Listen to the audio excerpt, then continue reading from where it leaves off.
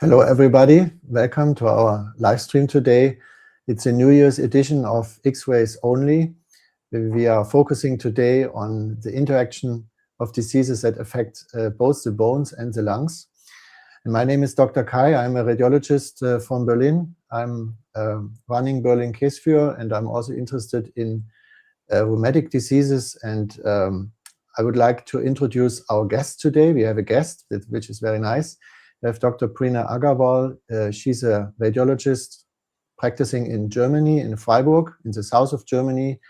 And she was raised in India, in Hyderabad. And maybe you can say something about your career pathway so that people get oriented where you are from and why did you specialize in the lungs? Thank you so much for the introduction, Kai. So my name is Prerana Agarwal, and like you said, I was born and raised in Hyderabad, which is in India, a little bit of South India, you can say. And I did my radiology training in India in one of the very prestigious institutes of Osmania Medical College. And over there, I finished my training, and life had different plans because my husband had an opportunity of moving to Germany. And I just moved with him and then decided to learn the new language. And as I was learning the new language, I had the excellent chance of doing the ESOR fellowship, which is from the European School of Radiology in thoracic imaging. So as a part of that, I was with Dr. Helmut in Vienna. And that's where I gained a lot of experience and knowledge in lung imaging. And with that expertise, then I came back to Germany and got a position in the University Hospital of Freiburg. And I started to sneak into the ILD boards because at that time they used to do ILD boards without radiologists in a very strange way. Or that was many years ago, and the guidelines have changed since then. Previously, it was not that mandatory to have radiologists, but radiology has kind of taken over the ILD boards over the last few years. So I started being really actively involved because of my interest in lung imaging, and I have been also involved in the rheumatology conferences in our hospital, and I was also for a part of my time in Royal Brompton in London, where also I gained a little more expertise in ILD boards, and that's the field of my interest. And that's what I do, even though I do a lot of other body part imaging, but my main focus is lung imaging. And that's why I was quick to jump onto this talk today, because I can do lungs, but bones is not my expertise. So I thought maybe you can teach me a little bit of the bones, because we usually see the patients as a whole, right? I cannot tell them I'm only going to look at the lungs of this patient and I'm not going to look at their bones, because they have one disease which manifests in so many different ways. So I think when it's good to take a wholesome look at the whole thing. So Great. I'm going to dissect the lung and you can dissect a little bit of the bones. Definitely, we will both learn from each other, and people can watch how we do it and how they can adapt to their clinics and can also do this cooperation between the organ systems. Also, we have Imani here, our longtime fan, and it's great to have her from France switching in. Right. We have prepared some cool cases. We have prepared about 5 to 6 cases that will be far too many in order to go through all of them within this 1 hour. This is the platform. You are invited just to sit back and relax and watch how we manage the cases. But we will also have some questions for you to answer. They are either embedded into the cases or we will ask them in the stream. So you can comment with the comment features of YouTube or LinkedIn or even Facebook if you are there. And those of you who want to be active are invited to use our platform. The link is included here, is bcv.app/boneslungs. And also there's a QR code that you can scan with your device. So if you're sitting in front of a PC and have a tablet with you or your smartphone, you can scan the QR code and click along with the cases. All right. So I will start with the first case and will present the clinical picture and also the bones, and then we will switch over to the lungs. So as you see, Berlin Case Viewer has these series selections down here, and on the lower part of the screen we have some functions up here. Split, for instance, if you want to have two images together. And here we are looking at a 61-year-old patient who complains of dyspnea, also a dry cough, unproductive cough, and also the hands were quite strange looking. There were some small areas with gangrenous skins, so we will dive into that a little later on what that is actually. And also the auscultation was not clear. There were some crackling with dry wales, and also there was some Renault's phenomenon, which was the main complaint. So lab tests were done, and she was positive for antinuclear antibodies, which is in fact the case for many rheumatic diseases, but in especially she was positive for the anti-SL70 spectrum of the antibodies. So that is very specific for scleroderma or even for CREST syndrome. So here we can see the hands, and as you see clearly, there are discoloration of the hands. If we go more into detail, we can see that there are some bright areas here, pale areas. We have some reddish areas also here. And also what you can see here is that the nails, they don't look normal. The normal nail would look like this with the length. So this nail looks shortened. Even this one here, maybe have a better photo here from the other side now. This one is not really helping. It may be showing the Renault's phenomenon a bit better, but here we see that this nail is shortened, and we will soon see what's going on the X-rays. Comparing this with the X-ray, we usually perform it. As you see, the photo is of both hands, and we will also later on see some X-rays having both hands on one film or one shot, if we say today. Best would be, however, to have two X-rays done for each of the two hands separately, one for the left hand and one for the right hand. This gives better exposure and better alignment also for the joints. Usually you would try to have the center beam in the position of the MCP3. So this gives the best projection of all the joints, and also the wrist and the bones of the forearms. They should have a straight line, which was not fully met here on the right side. As you see, there's some small angulation. So there are some questions for you regarding these X-rays. So what changes in the fingers can be seen on these X-rays? Of course, in a short minute, I will reveal what's showing, but maybe you can take a closer look. You can check, are there erosions in the joints? Are there maybe calcifications? Do you see acroosteolysis, if you know what that is? Do you see vessel wall calcifications, or is there atrophy of the soft tissues? So please take some time to answer these questions. In between, I will see how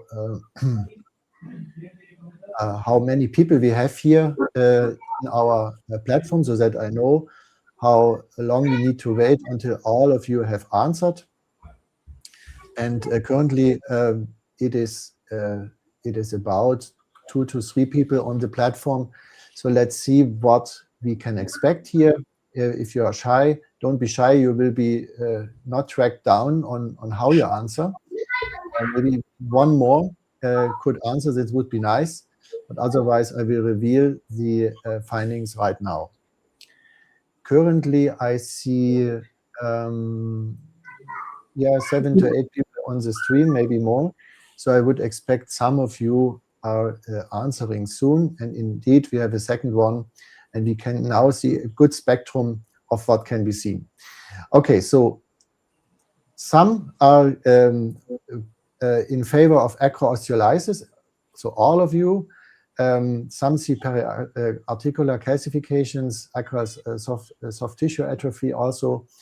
And we will go through the joints to see if there are any erosions. So in the suspicion of scleroderma, you would expect all of these changes except maybe vessel wall calcifications. This can happen in many diseases as a side finding. Obvious disease would be diabetes, of course, but otherwise you would not expect vessel wall calcifications in systemic scleroderma. You have them usually running here close to the wrist, sometimes being very difficult to evaluate. But erosions, according to an analysis of my former mentor, Dieter Lorek, can happen up to 20% of patients in patients with scleroderma. So that's a good information for you that erosions do happen in systemic scleroderma. They are not the typical finding. They occur in about 1/5 of the patients. And actually, rheumatologists, they like the cases where there are also erosions, because then they can label systemic scleroderma into mixed soft tissue disease or overlap between scleroderma and RA, rheumatoid arthritis, and that gives many more possibilities to treat the patient according to rheumatoid arthritis guidelines. So that is... That's very interesting, Kai. I have a question here, because we now know that, they have a lot of treatments available for these patients with scleroderma and stuff. How is your experience over the past few years? Do you still see patients with, this full-blown acroosteolysis and periarticular calcifications, or has the incidence decreased because these cases get picked up and managed better? Like maybe I think, unfortunately, patients are not picked up on time. Our clinic used to have a very large scleroderma spectrum, and still has. And we see a lot of patients with acroosteolysis and also calcifications, despite the modern treatment options. And treatment options usually is mainly done because of the lung manifestation, because this is the life-limiting issue, in fact. Yeah. That's interesting. All right. So we will. So erosions, we did not see any here. Going further, I think correct is we have calcifications. So if you look here, or just on the left hand, if you enlarge this, of course, this is a periarticular calcification, very typical for systemic scleroderma or CREST. Both diseases are sharing the same spectrum. On the left hand, I don't see any other joint with calcifications. Let's look at the right side if there are some calcifications, and there's none. But here you can see the different shapes of the distal phalanx. Usually you have the base of the distal phalanx, and then you have the as we call it, the nail fold process, the processus unguicularis, as we call it in Latin or Greek. And this is the normal size, the normal shape. Also here it's normal, but here we are missing maybe 2 millimeters or 3. Comparing to this one, we would think that it's ending about here. So we would expect more bone, but still the bone is covered by soft tissues. And here we are missing almost all of the bones. So almost all of the end phalanx is atrophic and is gone away. And this is called acroosteolysis. And this is reflecting what we can see in the clinical picture. So if we compare again, we see this one here. This is the right hand. You need to correlate this. So this is the right hand. So here almost all of the distal phalanx is gone.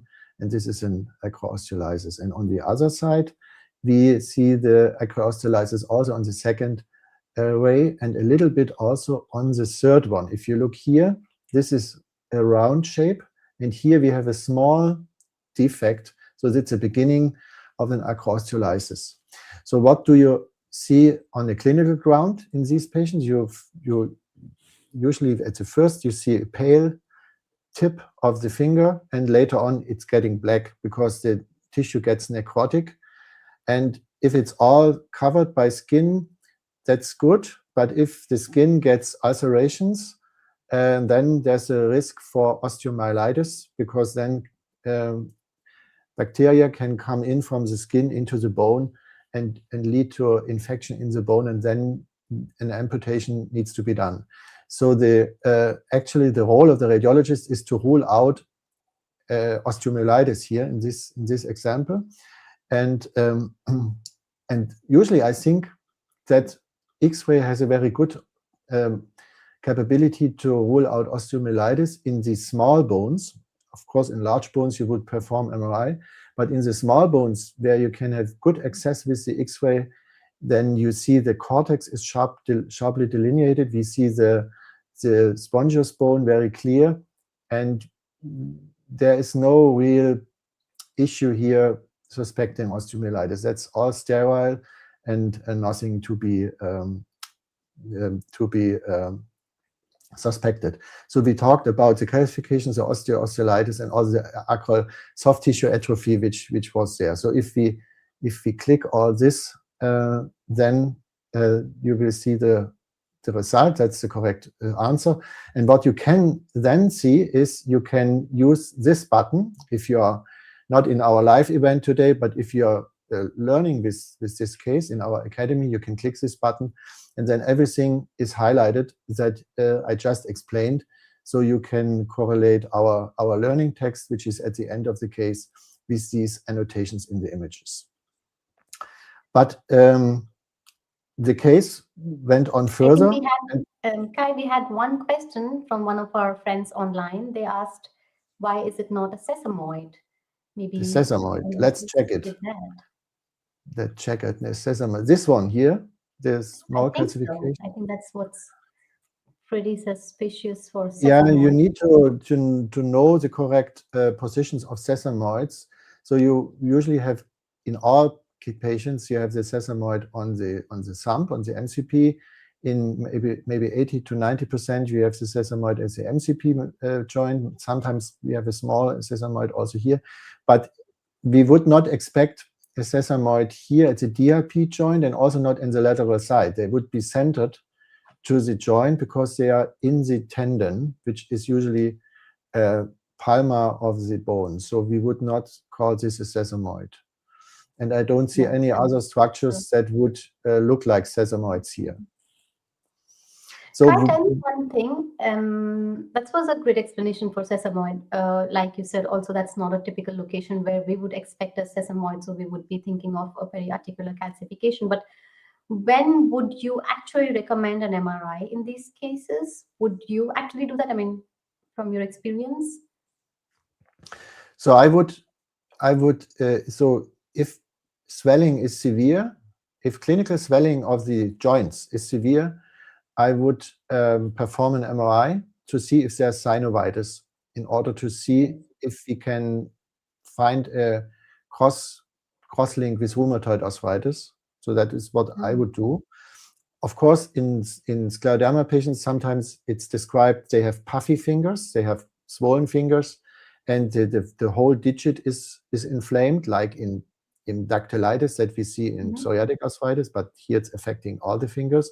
That, of course, can be very striking to see on an MRI scan, but I guess it's not necessary for diagnostic reasons, because the rheumatologist usually knows how to assess the clinical picture and to know what puffy fingers are. But maybe if other specialties are having the patient first, they perform an MRI, and then you need to know how it looks like. And of course, to rule out osteomyelitis would be an indication to perform an MRI.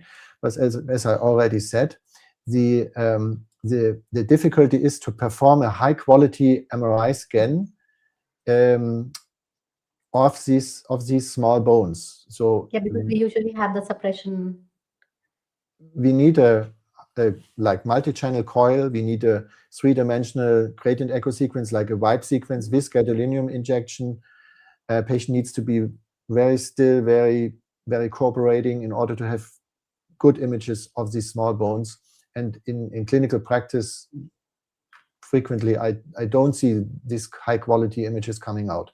If you just do a stir sequence without gadolinium with 3 mm slice thickness, you are not able to confidently diagnose osteomyelitis in these small affected bones. That's true. Yeah. So do we have more questions, I see. Isn't there osteopenia adjacent to the joint as well? Yeah, osteopenia is, of course, a good radiological sign that you should look for in cases of rheumatic diseases. It's well described for rheumatoid arthritis, for septic arthritis, where we have single joint demineralization of the area close to the joint. So demineralization close to the joint or periarticular osteopenia, we would expect the spongious bone to go away. So here we see there's a good structure of the bone, so we would not call this periarticular osteopenia. This is normal bone. So if you are too sensitive, then all your patients suddenly have periarticular osteopenia. So I would recommend to call this pattern here normal. Then the Raynaud's phenomenon, which is in the distal areas of the fingers,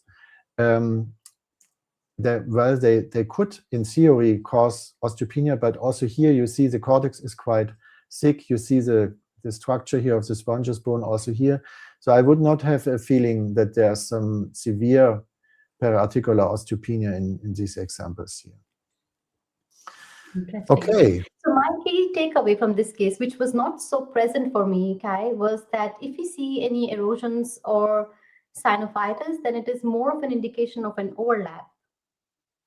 Yeah, at least that is what my rheumatologists tell me, and what they use for a better classification of the disease and for better reasoning in their letter to decide which treatment is done. Yeah, because scleroderma is still a rare disease, and only few companies are pursuing studies in CREST and scleroderma in order to get the right treatment. So they need all the treatment options that they have, and usually the most studied disease is rheumatoid arthritis. So would you like to explain what we can see here in this chest X-ray? I would love to. So let me move back. I think I have to quickly answer the question to do that. So I hope you can see my screen now. So yes, we have a chest X-ray from this patient who is having systemic sclerosis, and I think we can just take a quick look at the lungs. What really helps is to have a really systematic approach to taking a look at the lungs. So we see that the mediastinum is appearing in the midline. What is really important in these patients with scleroderma is always to take a look at the pulmonary vessels, because we know that 1 in 10 of these patients is at a high risk of pulmonary hypertension, which can be also a cause for increased morbidity and mortality in these patients. So I always take a look at the hyla here. We see that the pulmonary conus here is not prominent, the pulmonary segment, and we see the pulmonary vasculature is a bit prominent, but it's still okay. So I would not be concerned about that. But when we look a little below here in the lung basis, I think you do see that it's not really normal. Maybe I can switch to the lateral view, where again we can appreciate that there's some findings here in the lower lung basis. Do you want to take the question, Kai? Yeah, we can ask the participants to answer the question. You can show the question so they know what the options are. So I can show you the question. So the question is this a normal chest X-ray? Are we looking at some form of pneumonia with infiltrates? Are we looking at reticular opacities, or does the patient have pulmonary emphysema? So again, taking a look at the frontal X-ray, I think I'll let the question be here for a bit.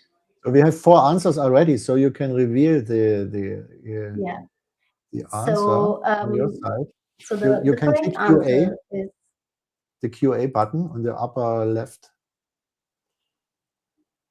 Okay, let me go here. I go here in the QA and I say, And oh, we have 8. This is the that's previous the one. bone question. And then the question number 2 is hidden below. Yes, this 2. This one. Exactly. Perfect. Oh, we have 100% people saying that it's reticuloropathitis. That's pretty good.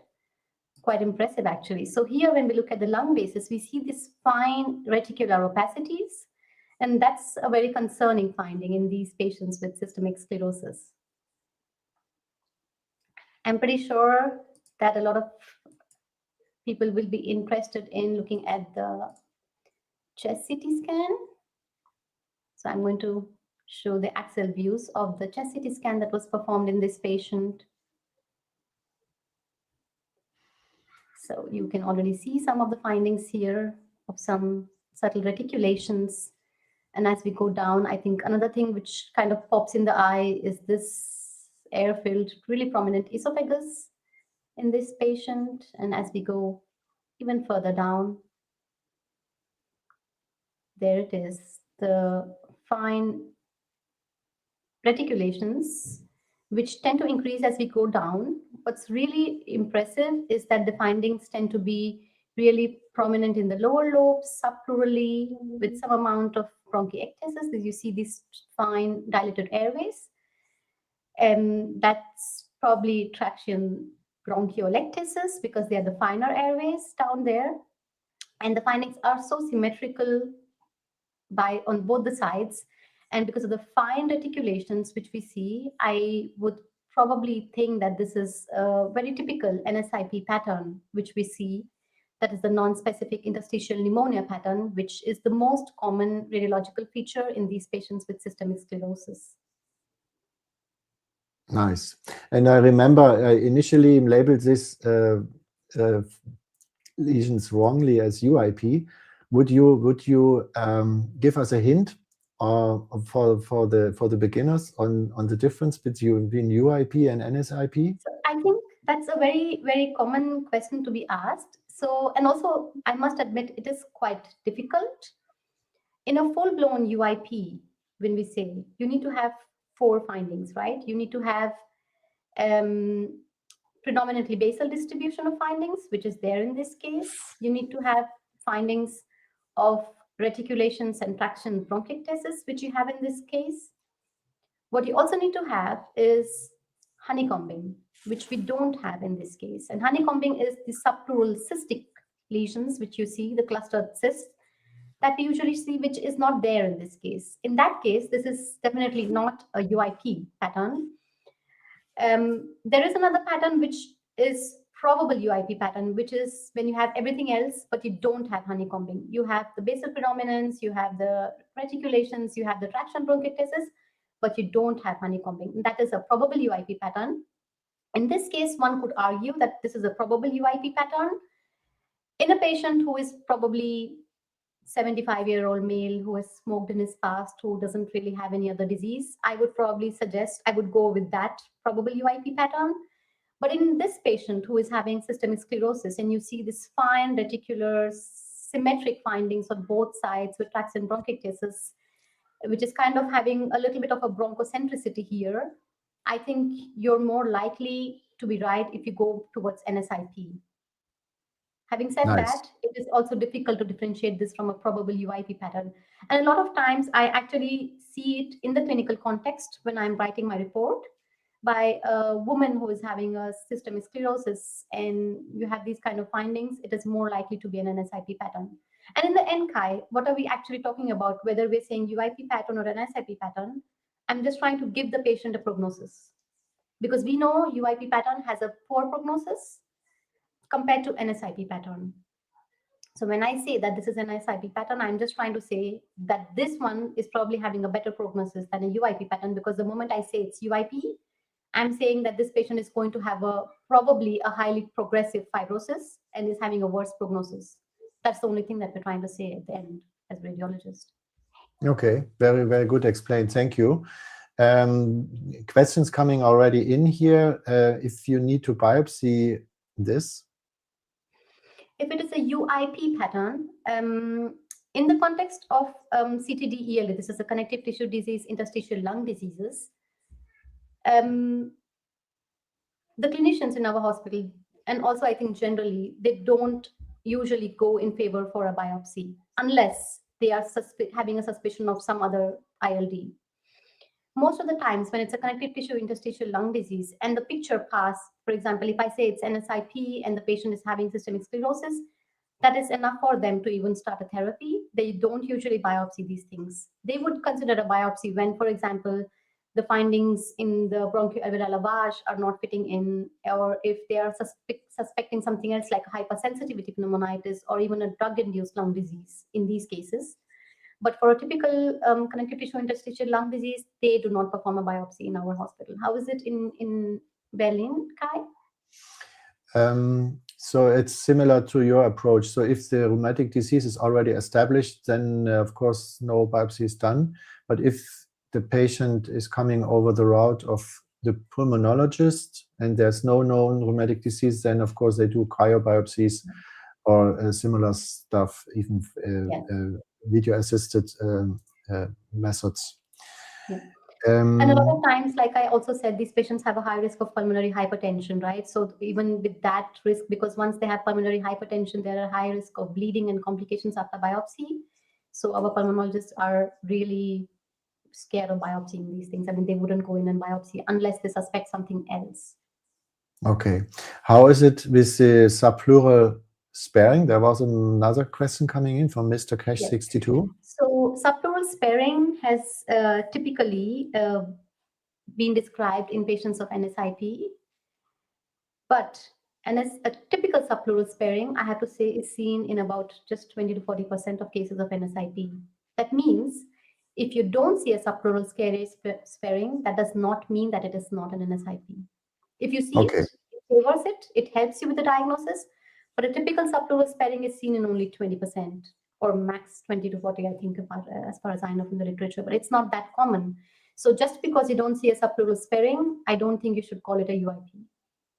That's a good question. Cool. And you also see we scanned our patient in interesting. Prone? In the prone position. Prone position, we already rotated it, so the table is on the top of the image. Do you do this as a routine, Kai?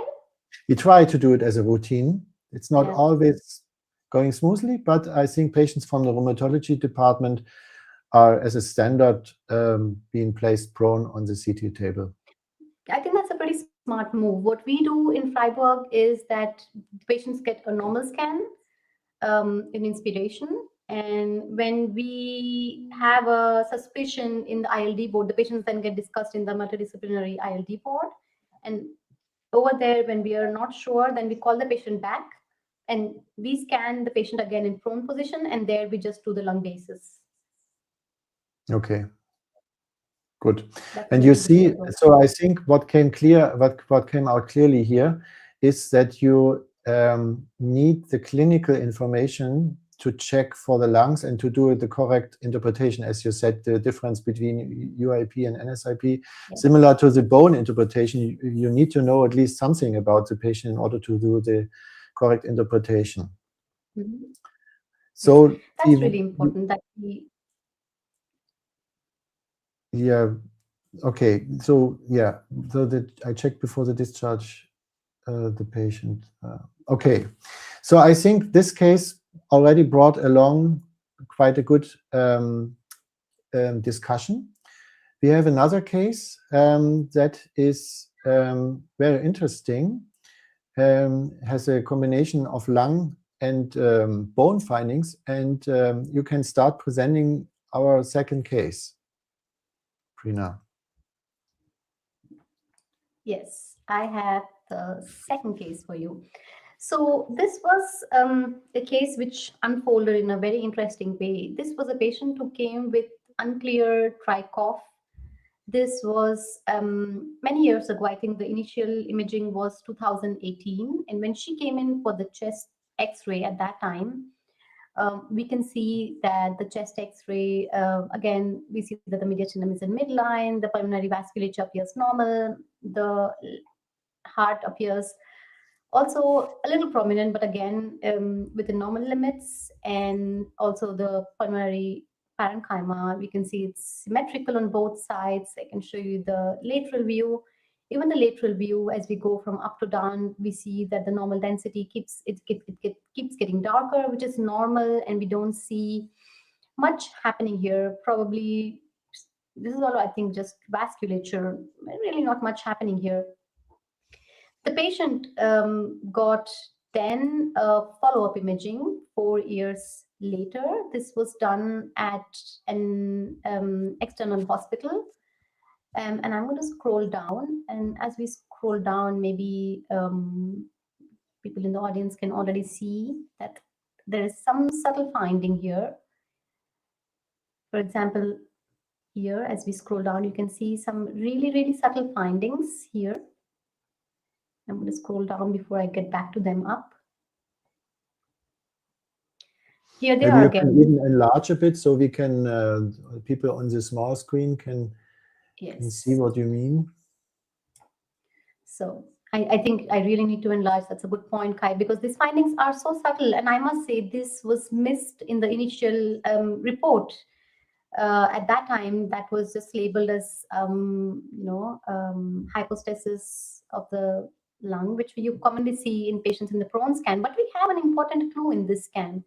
If you look carefully, when you commonly do patients in CT scans, when they're lying down on their backs, you commonly see some hypostasis. But hypostasis is normally only seen in the dependent parts of the lung, which tends to be in this part. And even if you go cranially in this part, you need to get suspicious when the findings go up much laterally. Here, higher up on the sides of the lung, you never see hypostasis, even here or here.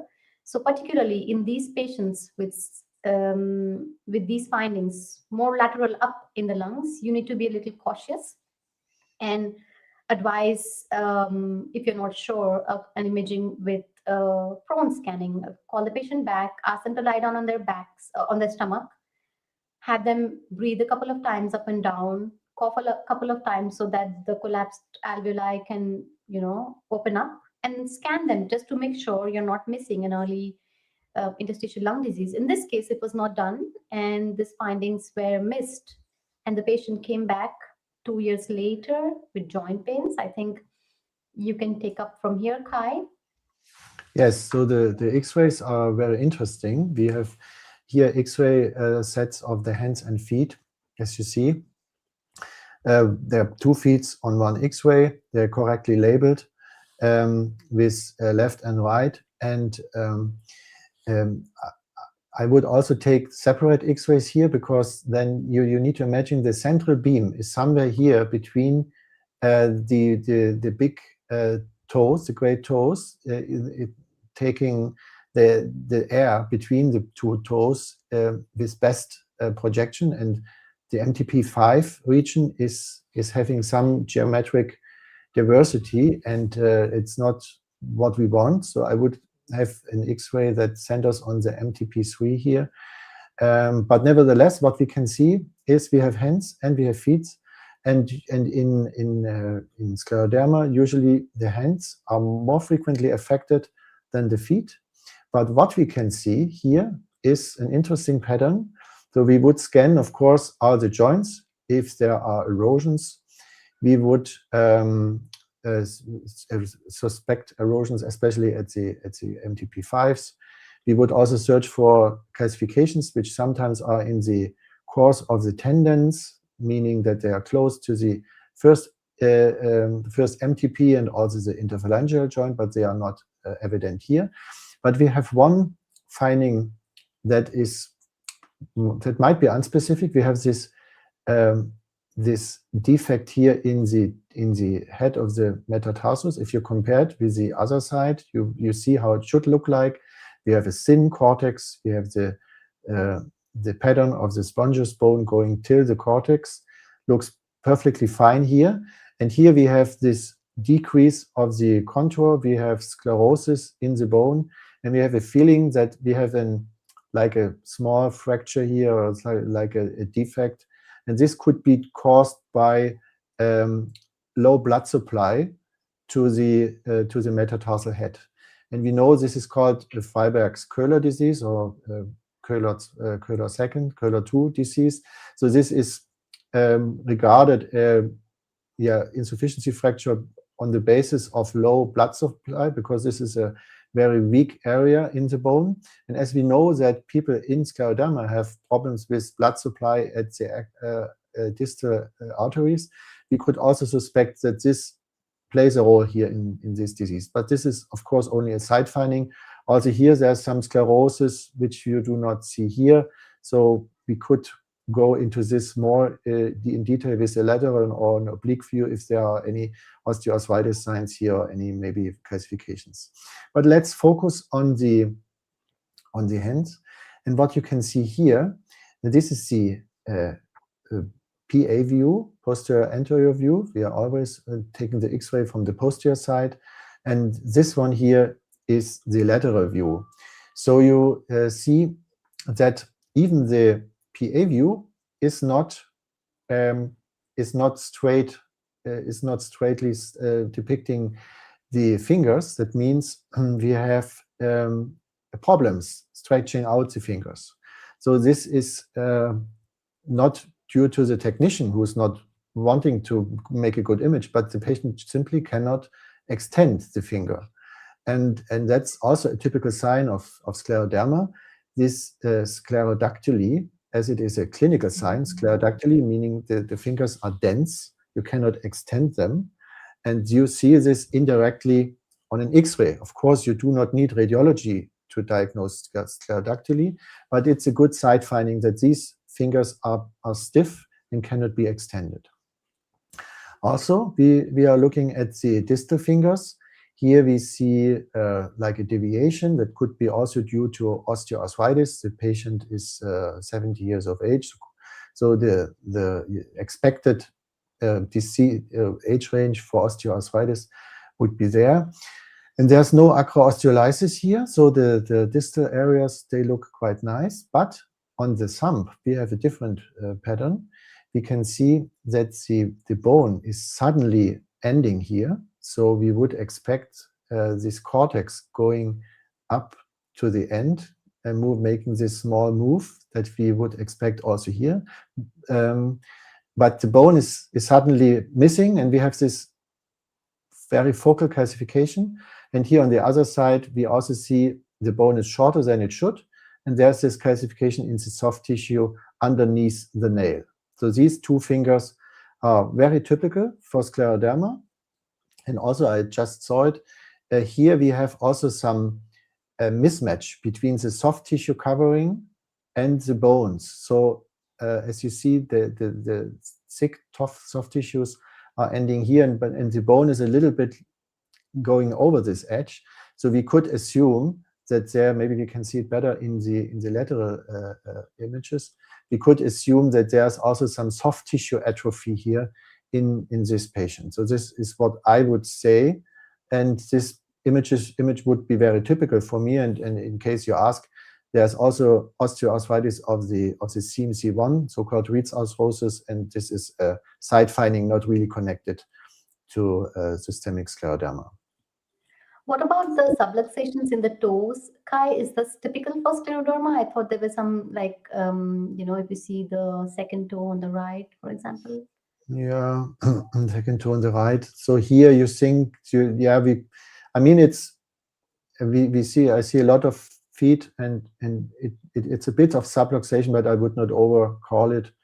And it's not really related to scleroderma. It would be more something in lupus where we have like soft tissue shrinking and malalignment on the joints. Perfect. So initially, as the patient came in, right, I said it was not clear what the patient had. She had some unspecific cough, and then she developed Raynaud's phenomenon over the time when she got this X-ray. And by that time, the patient had a diagnosed scleroderma. She had a systemic sclerosis. And then she came back to us with a follow-up CT scan, because at that time, let me grab the case here. At that time, the patient had worsening breathlessness and cough, and she also had a new finding on auscultation, which is a sclerosiphonia at the ending expiration. And that's when our clinicians grew a little more concerned and they got her in. As you can see, she has a really prominent esophagus, which is also fluid filled. And as we go down, you will see that she has increasing reticulations, probably a bit of a patchy Milch glass, which is like ground glass opacities. And in these cases, like, a lot of patchy ground glass opacities can also be a manifestation of lung fibrosis. So you have to be a little careful. It can be a little bit of an inflammation, can also be fibrosis, and we can see also these traction bronchiectasis. I can enlarge that for a bit, zoom in onto that point. Yes, and you can see these findings. And let me kind of put it side to side on the previous X-ray that we have seen. That was the initial CT scan, and this one is the current one. And we can see that the findings have now become more prominent over the few years, and the findings here in the lung bases have also increased. That means the patient has signs of progression. When you see increased reticulations, increased traction bronchiectasis, increased volume loss, you have to suggest progressive pulmonary fibrosis in these cases, because these are the candidates that require treatment with antifibrotic drugs and also immunomodulatory agents. Yes, so we can probably go back to a single screen. MIPS are usually not that helpful in this case, but I do take a look at them also to look for pulmonary nodules, because we know that these patients are also at a high risk of lung cancer. And that's about it. So from your CT scan, I selected the inspiration scan, which is the first one. Then you also did the expiration scan, and then you had the thin slices as well. That's the third sequence. So can you explain which part of the CT examination you use for what?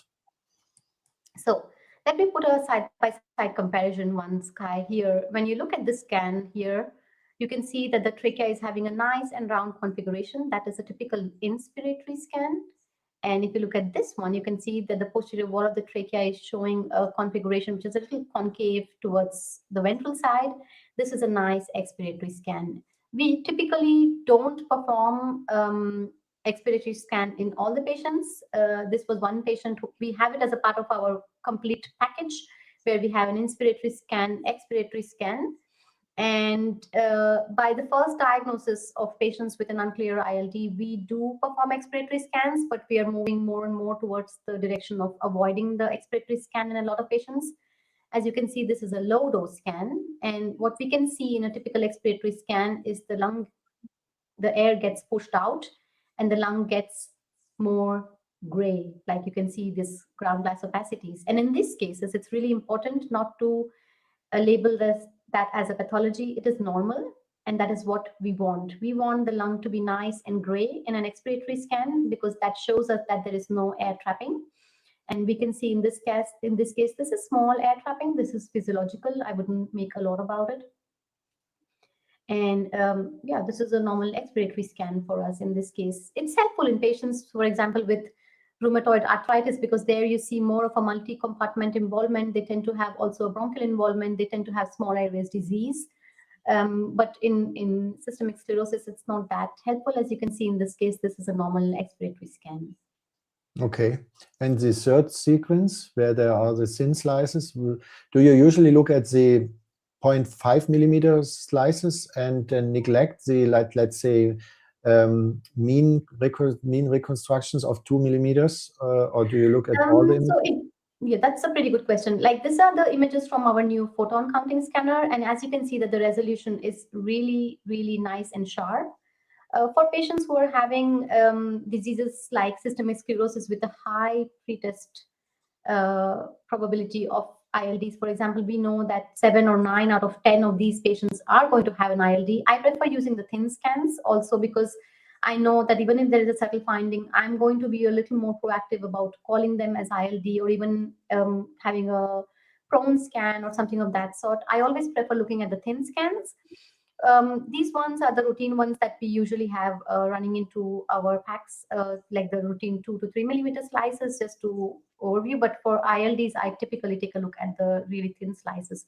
As we can see that the reticulations are much better appreciated on a thinner scans here. Even like if you see this region, you know that this is really fine reticulation. But here it looks like ground glass opacities, and that's the important finding, because here everything looks like ground glass, but on finer sections you know that this is really fine reticulation. Okay. So So it helps to differentiate inflammation and fibrosis. are you saying that the thin slices are not going into packs usually, or do you store everything in the packs? We do store them into packs, but what we usually do is that because we do a lot of oncological imaging in our hospital, and for that we are routinely looking at the 2 millimeter slices, and for specific questions of ILDs and things like that, we're looking at the thinner slices where we have routinely like 1 millimeter slice. So HRCT is typically less than 1.5 millimeter slice thickness, and we use that for diagnosing our ILDs. Okay, great. But everything gets sent into the packs routinely because the technicians just make all the reconstructions and send them, and we choose what we want to look at depending upon the clinical indication. All right, very interesting, very interesting. So we have now the option to go to case 3 or to case 4, to have them all. Thank you for the feedback on the case. Case 3 is interesting because it has a long follow-up and also has very specific pulmonary signs. So I would rather go to case 3 now, and you keep presenting, Prina, because case 4 opens up a different battle. We might be able to do this at the end, or we have it in our next stream. It's very interesting to talk to you and to learn, and to learn what's all these things about. So we're going to start this with... came in. Yeah, it's known scleroderma with shortness of breath. So what can we see? Okay, so as we scroll down, what really pops up is again this prominent esophagus, because we know that a lot of these patients have achalasia. Kai, right? You see this esophagus going prominent with fluid here down, and then we see that. And this is interesting. We see here like really fine subtle reticulations here, and also maybe if I could probably zoom in a bit. Okay, probably have to take the hand. Yes, and you can see that usually so much in the periphery, in the last 1 centimeter of the lung, we are not expecting to see the airways. This airway, which is still being visible so further away from, like so close to the pleura, is typically, it's not normal. So I'm going to label this as subtle traction bronchiectasis in this patient, combined with certain reticulations, which is already suspicious of having a beginning ILD in these patients. And we know, like I already said, 7 out of 10 or even 9 out of 10 of these scleroderma patients are going to have an ILD. We know that. And we know that this is the top cause of death in these patients. So as a radiologist, I'm going to be really vigilant about these patients coming up. And I'm already going to label this as a pulmonary fibrosis, probably with an NSIP pattern in this patient. But I think probably UIP might not also be wrong. So this is what I'm going to call about in this patient, also with the component of achalasia in this case. And then let's move on to see what we see in the other views. I think this is the coronal view. Usually it's just for me just to see, is the finding, is there something that I can pick up? We see some tiny nodules here, for example. I wonder what that is. Maybe we can see what is in the follow-ups here. Again, some tiny nodules. What's really interesting in this, but we don't see it in this case, in a lot of connective tissue ILDs, they say there's something called interface sign, right? That in the coronal scans, you see a clear cut between the normal and the abnormal areas. We don't see that here. But we can see that somewhere here, the beginning, the findings start, but it's not a clear-cut beginning. That's an ancillary feature which could help us in picking up the findings. Again, in this sagittal views, we see that there is some reticulation. One could argue that there is a subtle subpleural sparing here, but not much adding to our information. And let's see what happens 5 years later in this case.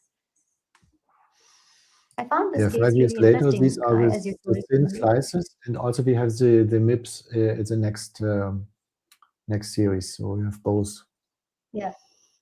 Wow, you can see that the patient has really progressed with their ILD here. You can see a lot of reticulations. I'm not sure if the patient is having an acute exacerbation because there seems to be some fluid in the fissure here, maybe some amount of consolidation also here. There's a lot of because the reticulation seems a little dense. I would probably suspect the patient is having acute exacerbation, maybe some amount of infiltrate there going on. But what really pops into the eye is this nodular calcifications in this case, which you see on both sides. And what we also see, I think I should pull up the previous image here for a side-by-side comparison, is the progress of the ILD in the 5 years. You can see that the reticulation has increased. We have a lot of these nodules, and that is typically called as DPO, diffuse pulmonary ossification. Have you heard of that, Kai?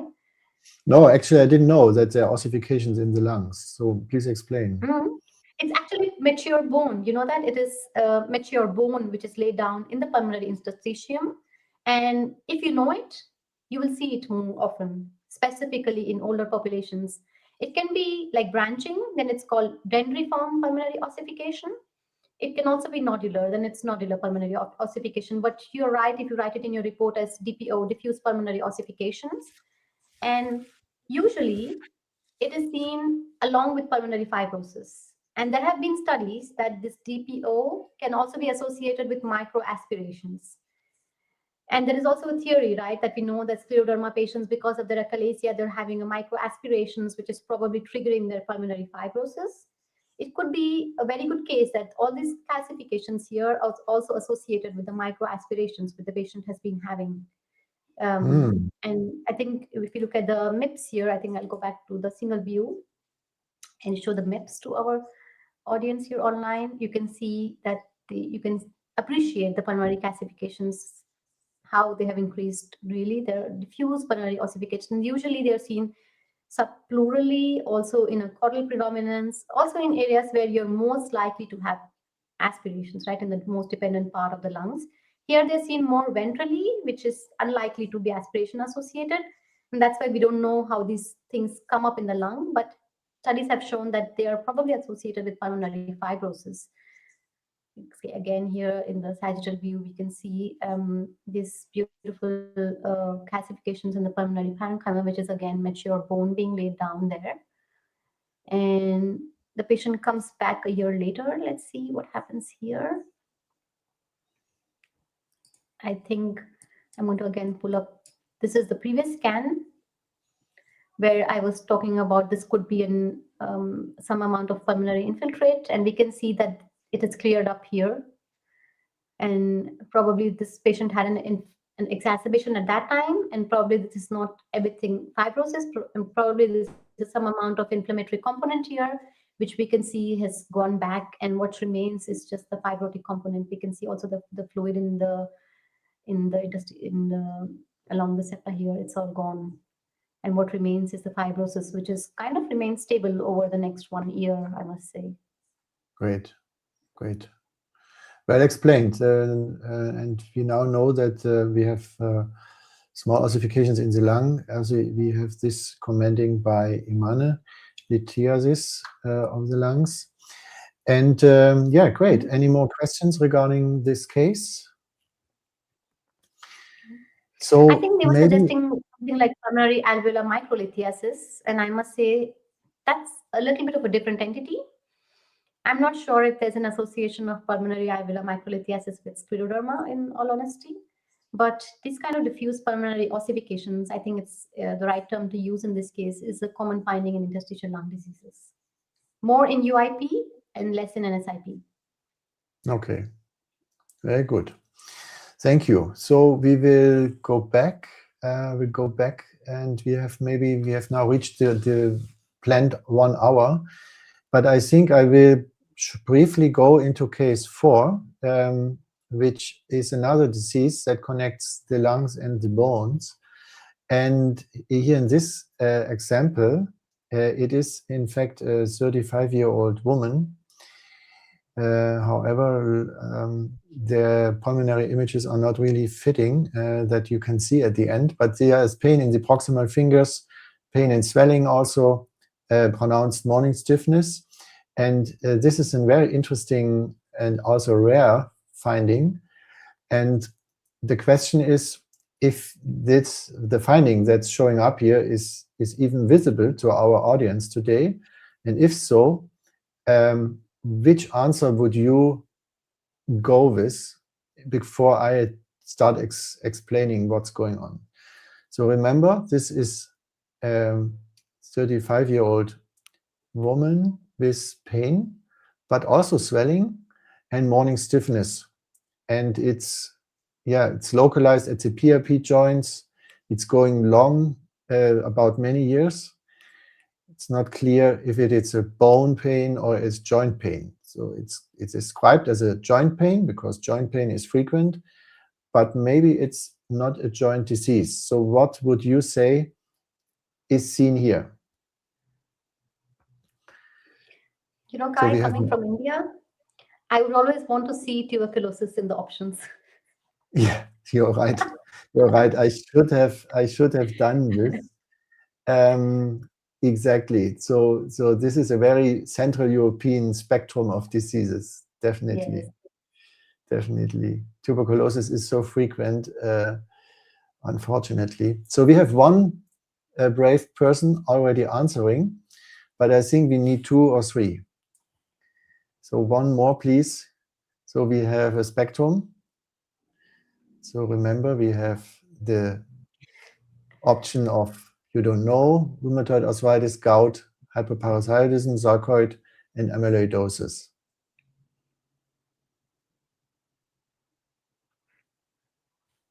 Two answers. Nice, very nice. Let's see. Oh, all of the 2 said it's sarcoid. Very nice. It is, in fact, sarcoid, and this is exactly what it is, very rare. And what we can see is the cystic destruction of entire bones. So you see, it's not centered around the joints, but it's more centered within the bones. There are 3 bones affected here on the left side, and there are 2 more affected on the right side. Maybe we take a closer look. Also here, no, it's a 3rd one. So we have 6 bones affected here. And there are cystic changes. You can also see that the cortex, which should be smoothly delineated, is irregular here. So these cystic areas, they are destroying the cortex. They have an expansion feature. The cortex here is okay, but it's thinned here and even destroyed. And so the cystic appearance of entire bones rules out gout, rules out psoriatic arthritis, rules out rheumatoid arthritis, as these would all have some changes of the end plates of the bones and of the joints. Yeah. And here we have a bone-focused disease, and based here on these answers, sarcoid and hyperparathyroidism would match this pattern, maybe amyloid deposition also, but sarcoid and hyperparathyroidism are good differentials here to this. This is called the sarcoid, the osseous sarcoidosis, called Jüngling's disease or multicystic inflammation in sarcoidosis, very rare. And here I wrote down some typical X-ray signs. The cystic signs are the most important ones, and it's a bone disease, or it's not affecting the joints. And of course, if you perform an MRI, I have an MRI of this case, but I did not make it available here in this setting, reveals diffuse infiltration into the bone marrow of these bones. So this is an example of sarcoidosis, and also I faked in this X-ray, which I now find out this is a female patient, but this is an X-ray of a male with a grade 4 sarcoidosis. So we followed this patient for maybe 20 years, and he started from a grade 1 sarcoidosis with pulmonary nodules in the hilum, and now maybe it's almost healed out. Do you say it's healed, or it never heals? Sarcoid, you still have some residual fibrotic areas that you can find lifelong in long-standing sarcoid. Prerana, how would you go with that? I think, Kai, we are moving away from the whole stage classification. That's the initial scanning classification, which was done on just a few X-rays at that time. And it was not even intentionally done to initiate the chronology of the disease. So we no longer favor the scanning stages. We are more going towards the CT phenotypes of sarcoidosis. And we know that patients who have this perilymphatic sarcoid changes with nodules, and that's one of the phenotypes which is very good responsive to therapy, and it seldom goes away. A lot of times you see some residual reticulations, but I think it's too much to call it like a fibrotic sarcoid, because that's just a residual scarring of the lung parenchyma, which probably might not cause a lot of pulmonary functional changes in the end compared to some other more devastating forms of sarcoidosis. So I think, what this patient also has, maybe you can point out in the lateral view, you can see really nicely calcified lymph nodes. That's something which you see in patients who have been treated with sarcoidosis. You see this really nice eggshell calcified lymph nodes. Here you can see them in the region of the left hilum. And maybe I can also show it. We can see them here. I can probably zoom in a bit. You can see some of these calcified lymph nodes here in the region of the hila, and we can see them much more better appreciated here. Like you can see all these calcified lymph nodes here. You can see them here. And that's really typical of sarcoidosis, which has been treated. We see really nice calcified, either eggshell calcification or even like some amount of amorphous, you say, icing sugar. It looks like some sugar has been sprinkled on those lymph nodes. That's very typical of sarcoidosis on a long term. And then you see this residual reticulations and some amount. The nodularity usually goes away if it's been treated. In a lot of patients, that's why you don't see any more nodules, but you might just identify some subtle residual reticulations in these patients. I think it's really important that we move away from the whole scanning. I mean, upper pulmonologists, they write it sometimes, but more research is going towards CT phenotypes, moving away from the scanning phenotypes of sarcoidosis. Okay, great. So this could be a good final takeaway for our participants. Are there any more questions coming in from the comments? We are here to answer them. Otherwise, we had fun learning from each other. I think it was too short. I think it was really interesting. It was too short. Just 1 hour and 10 minutes is for three cases. A very long time, so you would expect go rushing through the cases faster in a clinical routine, but here where we go into detail, it was very worthwhile, and it's very nice that you took the time. And feedback coming in, very nice. And of course, we are always trying to have education as a free service on our streaming platforms, or also if you want to consume it at your timing, it's available in our BCB Online Academy, and we are trying to tailor it to your needs. So some of you need the full content that's currently available as a subscription, but we are also trying to narrow it down. So we are trying to provide like learning paths that are tailored to rheumatologists, to beginners, to advanced learners, so that we mix our cases into more structured concepts that can be afforded at a lower price than our currently available full subscription. So Prerana, really nice having you here. It's only about 8 weeks ago or 9 weeks ago that you were online with us in the International Day of Radiology live stream. So I'm really glad you did it again. Great to have you here. I'm always ready for lungs. I think this is something I'm really passionate about. And what's really important is that we need to educate more people around us because of the new therapy options. I think we need to catch these diseases early. So Also, so that because then they get treated early. So it's really important to share the knowledge and to make more and more people aware of these changes in the lung parenchyma. So if you are telling me you're going to organize another session tomorrow, also, I'm up for it. I'm really excited to do these talks always. Great. I will keep it in mind, and I think this year will not be without another session on lungs. Great. Perfect. So this stream is ending now, and thank you all for being part of it. And we will make this recording will stay online for the next 1 or 2 years, and we will be happy to come with another topic later this year. So thanks for switching on and being part of our session, and see you in the next one. Bye-bye.